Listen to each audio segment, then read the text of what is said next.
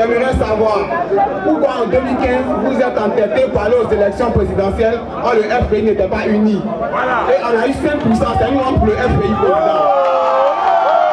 Président Afin Guessa, j'aimerais savoir qu'est-ce qui se passe réellement, parce que vous avez dit ici tout à l'heure que vous luttez pour le fauteuil, vous et M. Aboudraman Sangaré.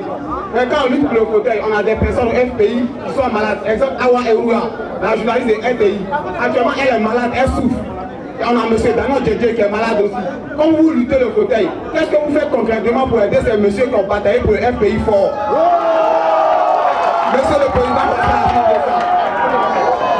Monsieur le Président, moi je ne parle pas de la haie est loin. Mais Mme Gbagbo, elle est ici en Côte d'Ivoire. Vous êtes allé là-bas combien de fois, Président? Dano Djedje dit que le président Laurent Gbagbo vous demande de quitter la présidence du FPI pour créer votre parti. Alors je voudrais savoir si dans cette crise de fauteuil au FPI, si Laurent Gbagbo a pris une position.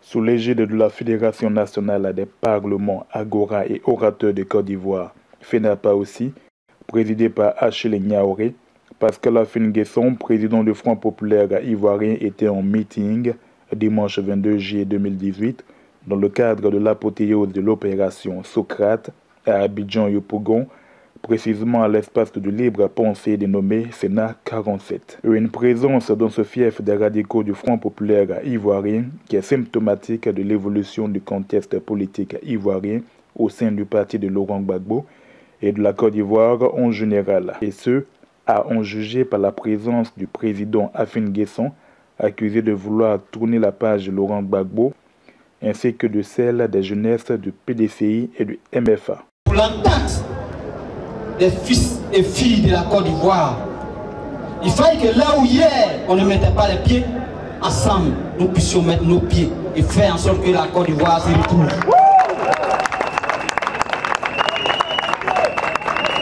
En venant donc ici, la direction du parti, la direction du PDCI de Michel de vous dire, Monsieur le Président, que nous sommes ensemble. Hier, vous êtes parti saluer votre aîné, le président Henri Konan Bédié. Le temps viendra où nous serons ensemble pour concevoir la Côte d'Ivoire ensemble et partir la Côte d'Ivoire ensemble. Nous sommes très heureux aujourd'hui, jeunes du MFA, comme le disait le camarade, hier de l'autre côté, aujourd'hui à côté de nos camarades du FPI. Ce qui veut dire que les choses bougent. La réconciliation est en train de se faire dans ce pays. Et c'est le message que je pense que nous devons véhiculer bientôt.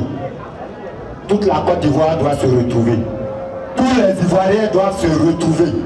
Nous sommes fatigués. On peut commettre des erreurs. Je le dis aujourd'hui. Pardonnons-nous et avançons ensemble. Il n'empêche que pour beaucoup dans ce fief des frondeurs du Front populaire ivoirien, Pascal Afin Guesson rime avec Judas. Guéono Boiseau, président de l'espace de libre pensée Sénat 47, fait encore les frais de cette campagne de diabolisation de Pascal Afin Guesson.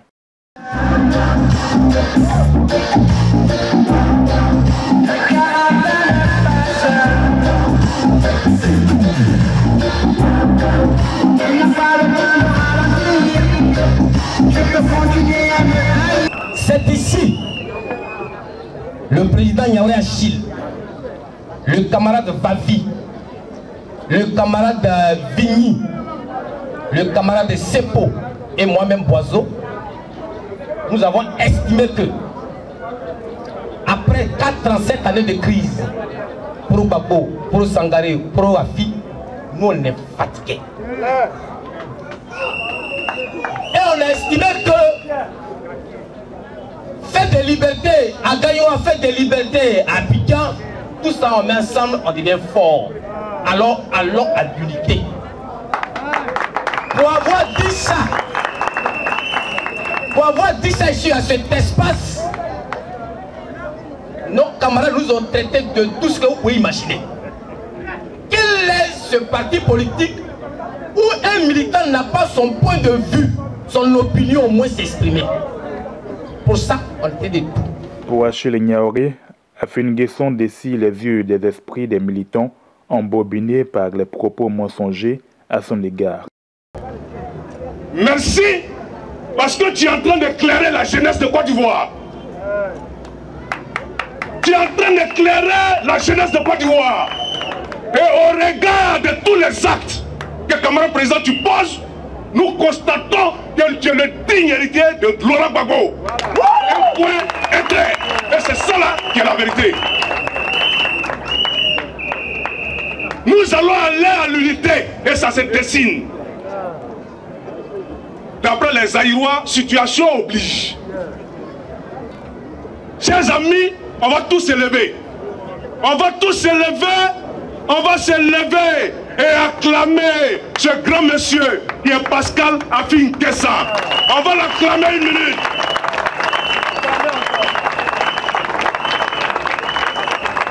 Entre huées et ovations, Pascal Afin Guesson a affronté un public partagé entre partisans et détracteurs très hostiles. Crise au Front populaire ivoirien, relations avec les détenus politiques Simone Gbagbo, Lida Kwasi Moïse et bien d'autres, visite à la haie, divergence de stratégie avec la dissidence, tels sont les sujets que Afin Guesson a abordés dans un discours de vérité. Pour le président du FPI, véritable acteur et observateur de la vie politique ivoirienne, il n'y a rien de nouveau sous le ciel.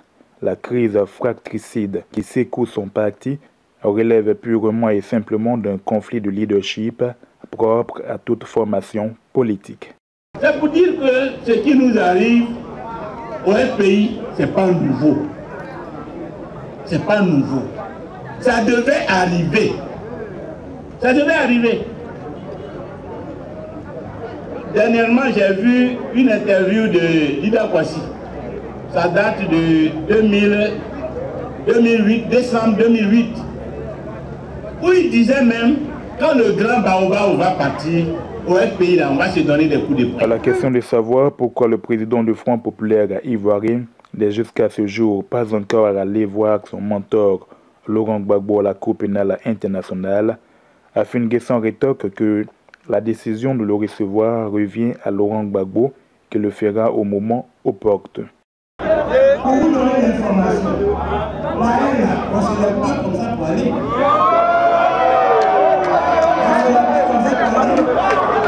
On fait une demande de ceux qui sont là-bas. Quand ils ont dit, oui, il faut venir à tel jour, à tel moment. Moi, je fais la demande. Et j'entends que le dernier me dit, il faut venir. Donc, quand on va là-bas, c'est pour faire la politique avec Gbagbo. Et Gbagbo ne soit seul, parce que lui aussi il veut faire la politique avec eux.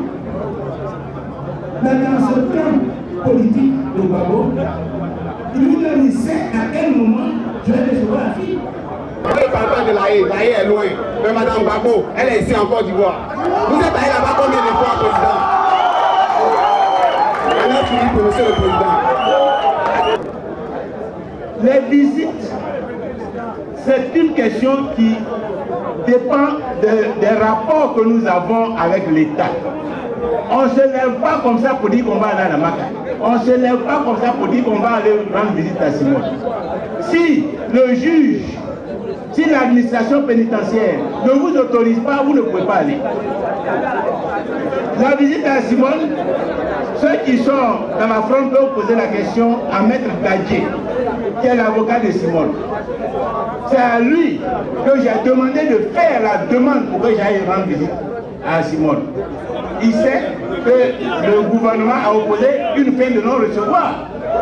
Là où je suis, la position que j'ai, fait que les gens ne peuvent pas m'autoriser même à rencontrer les prisonniers politiques de premier plan. Même Lida Kwasi, sa soeur, sa nièce est venue. Elle a pris toutes les dispositions pour que je puisse rencontrer Lida Kwasi. Mais le jour même où je devais aller, ce sont les prisonniers eux-mêmes, en particulier Abbaye, qui appelait pour dire président, pardon, il ne faut pas venir ici. Que si tu viens, ça va compliquer notre situation. Et ça va poser des problèmes même. au général même qui nous garde ici. Toutefois, Pascal Afin-N'Guessan dénonce une prise de position dans cette crise sur la base de propos infondés.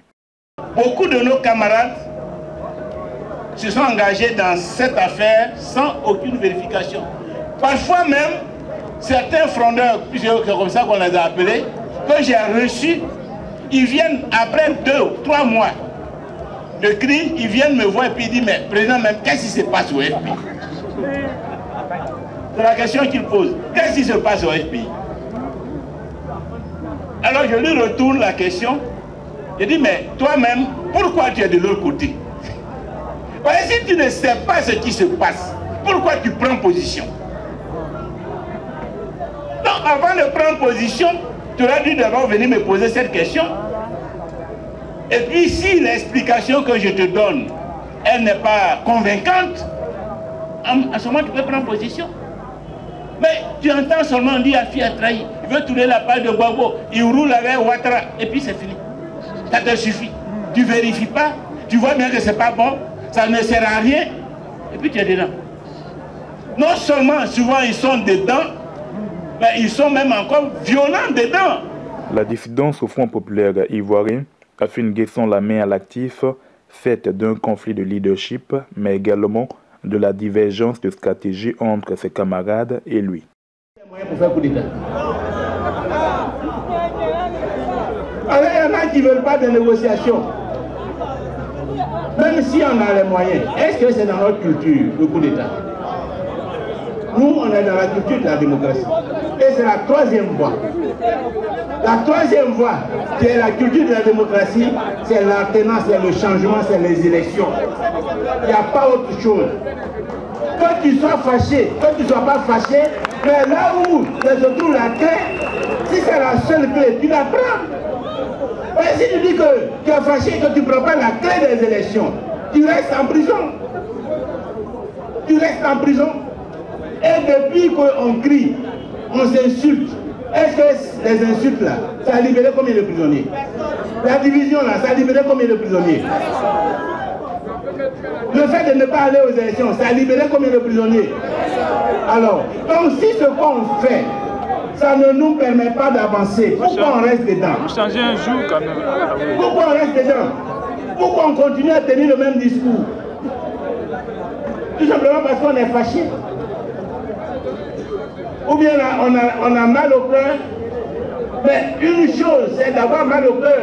Et une chose aussi, c'est de trouver des solutions à tes problèmes. Donc, si la colère ne peut pas te permettre de trouver les solutions, il faut utiliser ta tête. En définitive, Afin-N'Guessan appelle à sortir de la fronde pour l'unité du Front populaire ivoirien et une probable alliance avec le PDCI pour la présidentielle 2020.